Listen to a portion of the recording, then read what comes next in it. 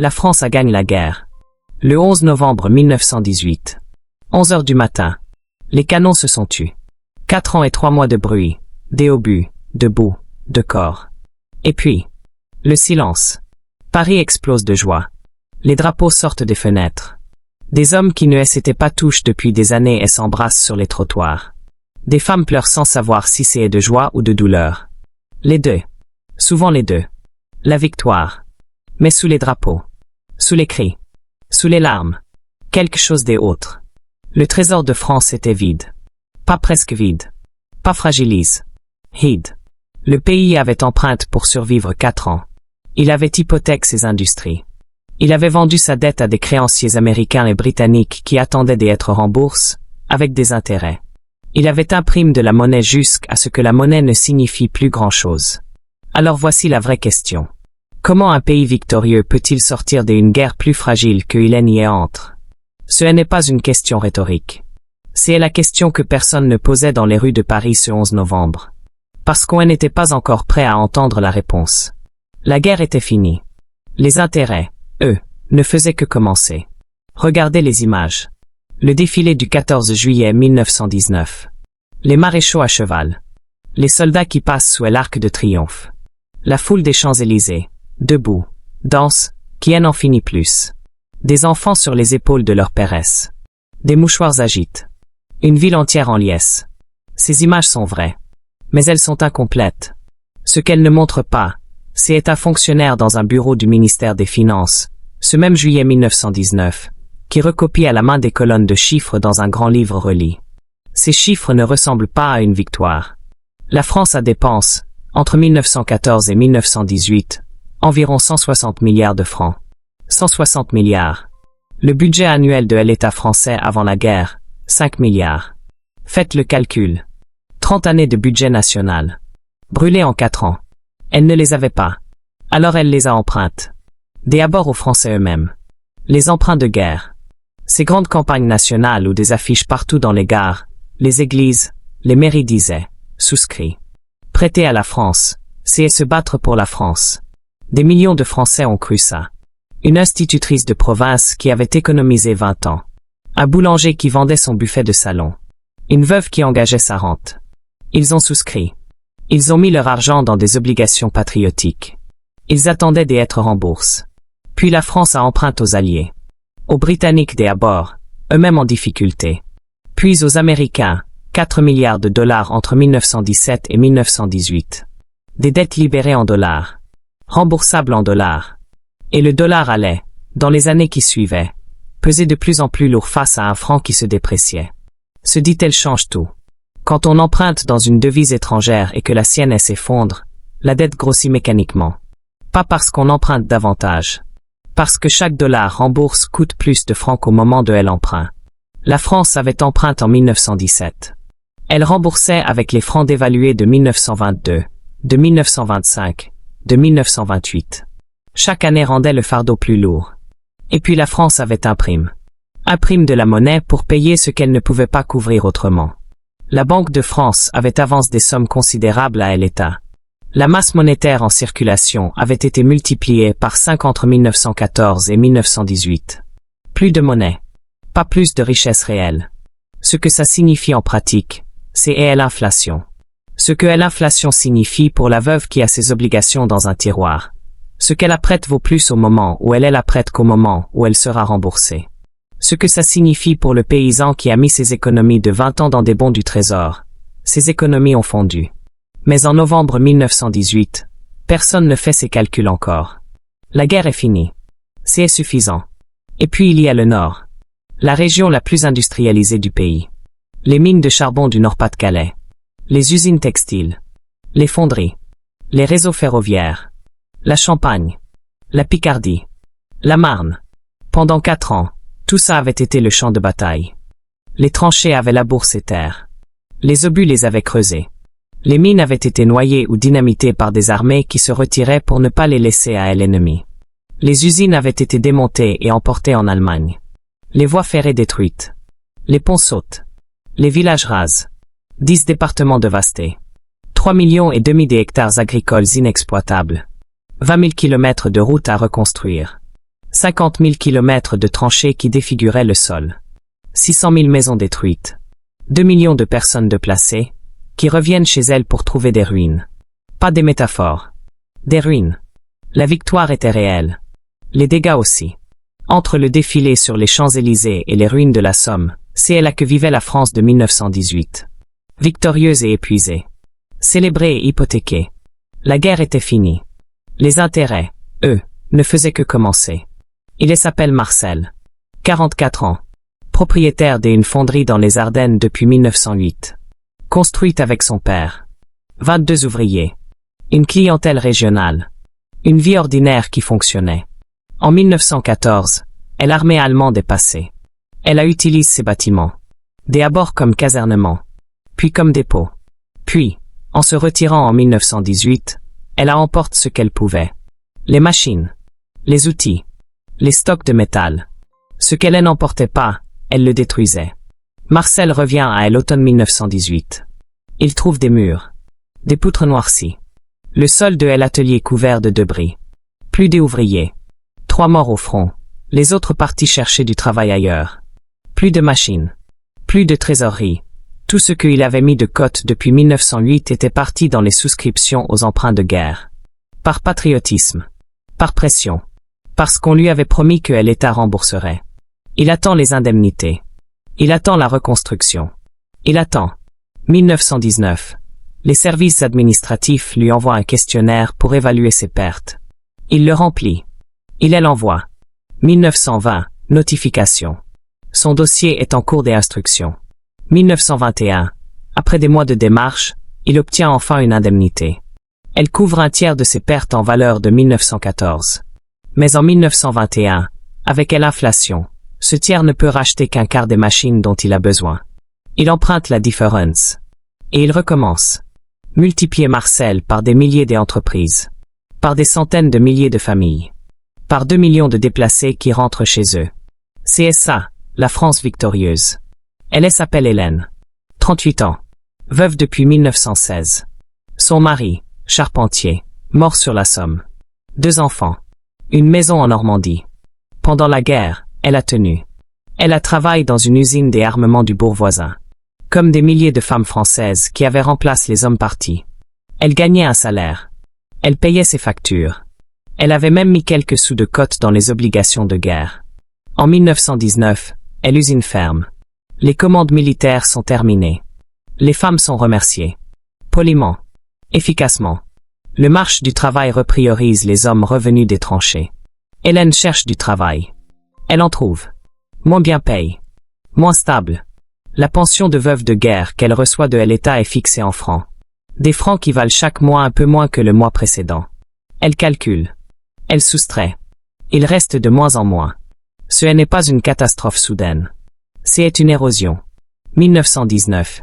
Elle peut encore mettre un peu de côte. 1921. Elle rogne sur la nourriture. 1923. Elle emprunte à sa sœur pour payer le loyer. Et il y a Robert. 52 ans. Agriculteur dans la Marne. Sa ferme était en zone de combat. En 1918, il revient trouver ses champs cribles d'obus. La grange détruite. Le bétail disparu. Les arbres arrachent. La maison debout mais inhabitable. Il a 3 fils. 2 sont revenus. Le 3e est dans un cimetière militaire quelque part dans le nord. Robert recommence. Il déminait ses champs à la main. Méthodiquement. Parce qu'il n'a pas les moyens d'attendre les équipes officielles qui manquent de personnel. Il perd 2 mois pour remettre la terre en état. Il emprunte pour acheter des semences, un cheval, des outils. La première récolte est maigre, la terre a souffert. Les prix agricoles sont instables. Une année il monte avec l'inflation. Et l'année suivante il baisse. Il ne sait jamais ce que sa récolte vaudra. Il rembourse lentement. Il reconstruit lentement. Et il attend. Marcel, Hélène, Robert. Ils attendent tous la même chose. Les réparations allemandes. La France avait quitté la guerre avec une certitude morale qui avait la solidité du granit. Et l'Allemagne avait cause ce désastre. Et l'Allemagne devait payer. Ce n'était pas seulement une position politique. C'était une évidence. Une évidence qui se lisait dans les ruines de Marcel, dans la pension insuffisante des Hélènes, dans les champs mines de Robert. Le traité de Versailles de juin 1919 avait officialisé cette conviction. Et l'Allemagne, déclarée responsable par l'article 231, devait des réparations. La commission des réparations fixe le montant total en 1921, 132 milliards de marks or. Un chiffre astronomique. Sur le papier, ça résolvait tout. Si l'Allemagne payait, la reconstruction était financée. Les dettes remboursées. Les promesses tenues. Sauf que l'argent ne venait pas vite. Et l'Allemagne de 1919 était elle aussi dévastée. Pas physiquement comme le nord de la France, mais économiquement, politiquement. Elle avait perdu la guerre. Elle gérait une révolution. Sa monnaie s'effondrait. Elle avait ses propres chômeurs, ses propres veuves, ses propres fermes en ruine. Elle payait. Mais lentement. Insuffisamment. Souvent pas en liquide, en charbon, en acier, en bois, en matières premières que la France devait elle-même valoriser. Marcel attendait que ses machines soient remplacées. Hélène attendait que sa pension suffise. Robert attendait que la prochaine récolte rembourse la dernière. Mais pour combien de temps encore? Cette attente structurait toute la politique intérieure française. Chaque gouvernement devait promettre aux électeurs que les réparations arriveraient. Que la reconstruction serait payée par Berlin, pas par Paris. Que les sacrifices consentis se récompensent. C'était la promesse fondamentale. Et les chiffres la rendaient chaque mois plus difficile à tenir. La victoire, elle n'avait pas enrichi la France. Elle l'avait hypothéquée. Il y a quelque chose que les chiffres ne racontent pas. Quelque chose qui se passe dans les tétés. La France de 1918, elle n'est pas seulement un pays en dette. C'est un pays en état de choc. 1 400 000 soldats morts. 300 000 civils. 4 millions de blesses, dont plus d'1 million avec des séquelles permanentes. Visages défigurés. Poumons brûlent. Corps mutiles. Et les survivants qui rentrent. Ces hommes qui ont vécu 4 ans dans des trous, qui ont vu leurs camarades mourir à côte des œufs, qui ont marché sur des corps pour avancer de 100 mètres. Ces hommes rentrent dans des villages où il manque une silhouette dans chaque famille. Ils s'assoient à table. Ils ne parlent pas de ce qu'ils ont vu. Souvent, ils ne parlent plus beaucoup du tout. Ce traumatisme collectif change la façon dont un pays pense. Il change la façon dont il prend ses décisions. La grande décision psychologique de 1919, c'est Versailles. Le traité de Versailles n'est pas seulement un document de paix. C'est une réponse émotionnelle à une guerre traumatisante. Et les réponses émotionnelles ont des conséquences économiques que les diplomates ne mesurent pas toujours. La France voulait 2 choses à Versailles. La sécurité. Ne plus jamais avoir une armée allemande sur son sol. Jamais. Et être remboursé. Pour tout. Pour les ruines de Marcel. Pour la pension insuffisante des Hélène. Pour les fils morts de Robert. Pour les 4 ans et 3 mois de bruit et de boue. Ces 2 objectifs n'étaient pas incompatibles. Mais la façon dont la France les a poursuivis a créé quelque chose de problématique. Une Allemagne humiliée. Appauvrie. Obligée par traite à payer des sommes qu'elle n'avait pas les moyens de verser immédiatement. Et une population allemande qui vivait l'article 231, la clause de culpabilité de guerre, comme une injustice nationale absolue. Une blessure. Qui allait nourrir, dans les années suivantes, des mouvements politiques qui promettaient de renverser tout ça. Et l'économiste John Maynard Keynes, elle avait vu dès 1919. Il était à Versailles comme conseiller économique britannique. Il a démissionné. Il a pris le train du retour pour Londres. Et il a écrit un livre. Les conséquences économiques de la paix. Il expliquait avec une précision froide pourquoi les réparations exigées étaient économiquement irréalistes. Pourquoi l'Allemagne ne pourrait pas payer ce qu'on lui demandait. Pourquoi cette pression créait les conditions d'une nouvelle instabilité. Personne ne voulait l'écouter. La France ne pouvait pas entendre qu'elle demandait trop. La souffrance de Marcel, des Hélène, de Robert avait une logique émotionnelle qui résistait aux arguments économiques. On ne demande pas à un homme dont la fonderie a été détruite d'accepter un remboursement partiel au nom de l'équilibre macroéconomique européen. Cette résistance était humaine. Elle allait avoir des conséquences. Et l'Allemagne cesse de livrer les quantités de charbon prévues par les accords de réparation. Elle invoque ses propres difficultés économiques. Paris considère ça comme une provocation. La France prend une décision radicale. Elle occupe la Ruhr. Avec la Belgique, elle envoie 60 000 soldats dans le cœur industriel de l'Allemagne. Des usines. Des mines. Des chemins de fer. Une occupation économique. Prendre directement ce que l'Allemagne ne livre pas. Les ouvriers allemands de la Ruhr font la grève passive. Le gouvernement allemand les subventionne pour tenir. Il imprime des marks pour les payer. Ce qui déclenchait est l'hyperinflation allemande de 1923. Un mark qui valait quelques centimes de dollars finit par valoir moins qu'un grain de sel. Des gens font littéralement du feu avec des billets de banque. C'est moins cher que le bois. Des retraites voient leurs économies d'une vie et s'évaporer en quelques semaines. Et la France? Elle maintient l'occupation coûteuse de la Ruhr. Elle n'obtient pas ses réparations. Elle obtient une Allemagne économiquement effondrée, et une population allemande encore plus résolue à renverser l'ordre de Versailles. L'occupation aura coûté à la France plus d'1 milliard de francs. Pour une opération censée récupérer ce que l'Allemagne ne payait pas. Le bilan comptable est négatif. Le bilan politique est désastreux. Et à Paris, la crise de la Ruhr nourrit une instabilité gouvernementale profonde. Entre 1920 et 1926, les gouvernements se succèdent rapidement. Chacun cherche à résoudre la même équation impossible. Comment financer la reconstruction sans augmenter les impôts? Comment rembourser la dette sans couper les dépenses sociales? Comment maintenir la sécurité militaire sans réarmer au-delà de ce que le budget permet? Chaque gouvernement qui tombe, c'est cette équation qui la brise.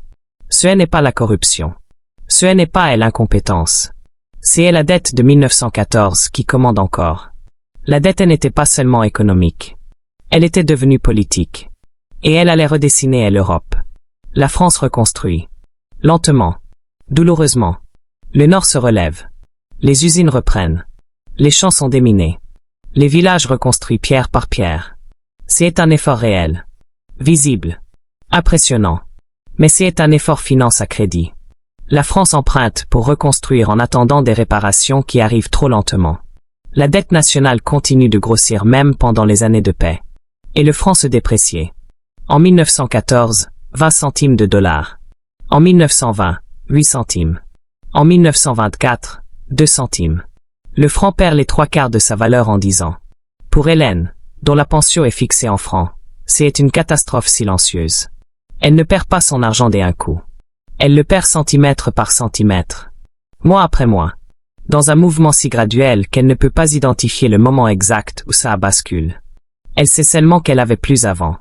Pour les Français qui avaient souscrit aux emprunts de guerre, l'institutrice, le boulanger, la veuve, c'est une trahison. Pas intentionnelle, mais réelle. Ils avaient prêté des francs de 1914. On les remboursait en francs de 1924. Mathématiquement, la même somme. Économiquement, moins de la moitié. En 1926, le gouvernement Poincaré stabilise le franc. Le franc Poincaré a 1/5 de la valeur des avant-guerres. L'État honore ses dettes. Nominalement. Légalement. En monnaie dépréciée. Marcel, qui a reconstruit sa fonderie avec des emprunts, a au moins quelque chose à montrer. Une usine qui tourne. Des ouvriers. Un carnet de commandes. Hélène n'a rien à montrer. Elle a fait ce qu'on lui a demandé. Elle a été patriote. Elle a prêté son argent. Elle a cru aux affiches. Et elle s'est appauvrie pour ça. Cette injustice diffuse, vécue par des millions de petits épargnants, de veuves, de rentiers modestes qui avaient mis leur confiance dans la parole de l'État, elle laisse une trace. Une méfiance profonde. Durable. Ce n'est pas une révolution. C'est une érosion de confiance. Lente. Profonde. Qui ne disparaît pas. Pensez à ce que ça signifie, concrètement. Un pays qui a perdu 1 400 000 hommes entre 20 et 30 ans. Une génération entière. Les hommes qui auraient investi, créé des entreprises, développé des terres, fait des enfants, transmis des savoir-faire. Morts. Dans la boue de la Somme, de Verdun, de l'Argonne.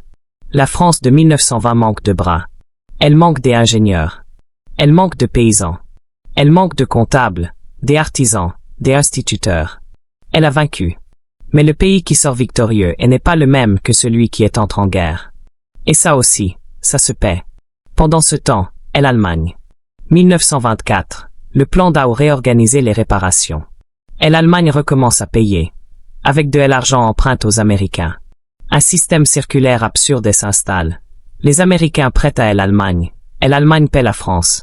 La France rembourse les Américains. Tout tient tant que les Américains prêtent.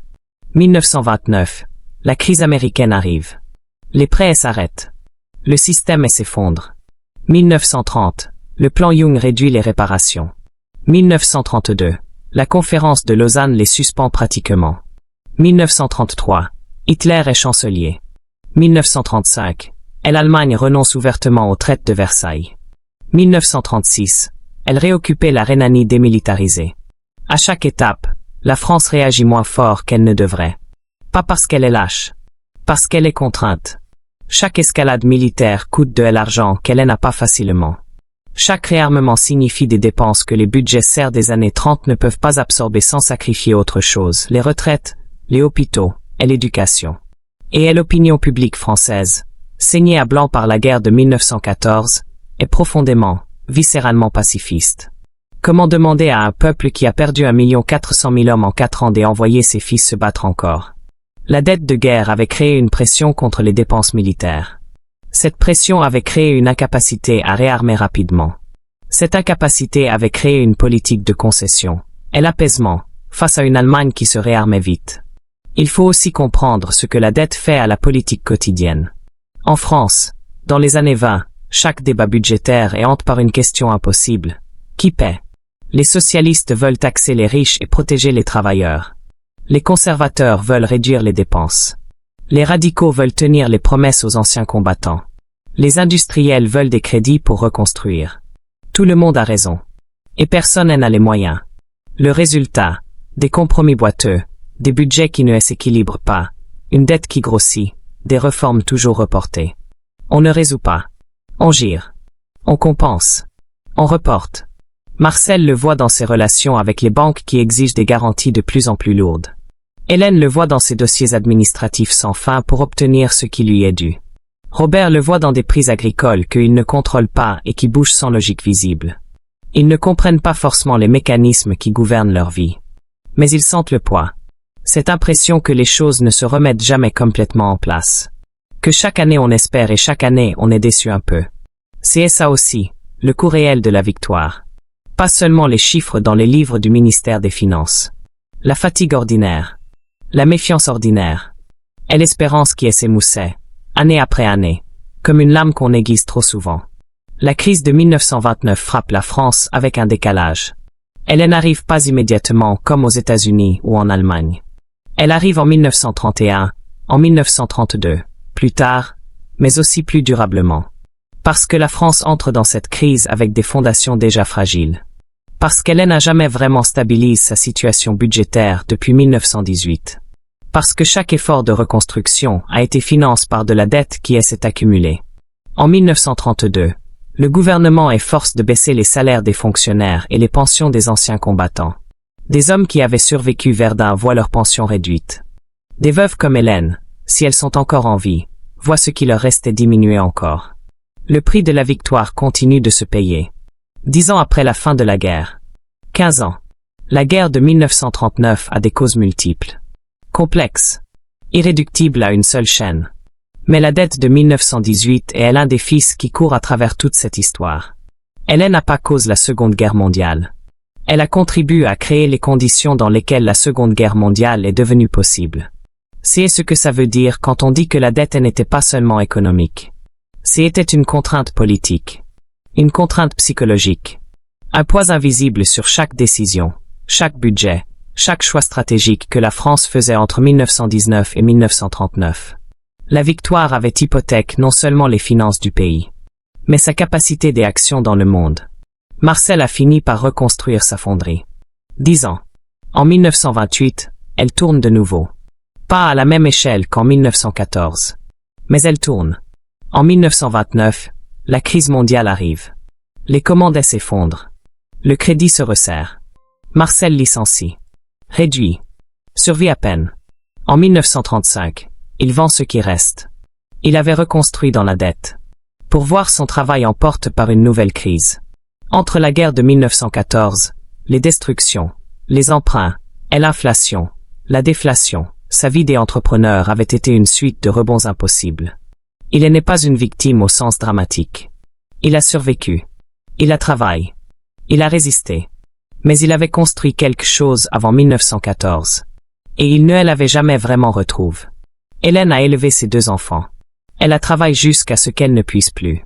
Les obligations de guerre dans son tiroir, remboursées en francs dépréciés en 1926, ne lui ont presque rien rapporté. Elle est morte en 1941. Sous l'occupation. Robert a cultivé ses champs de la Marne jusqu'à ce que ses fils reprennent. L1DE a été mobilisé en 1939. Il est revenu en 1945. La dette avait passé d'une génération à l'autre. Pas seulement la dette financière. La dette psychologique. Le poids de reconstruire après une destruction. La méfiance envers les promesses officielles. La conviction que l'État pouvait tout vous demander. Votre argent, vos fils, votre confiance, et vous rembourser en monnaie dont la valeur aurait change. Ce n'était pas du cynisme. C'était de l'expérience. En 1918, la France a gagné une guerre.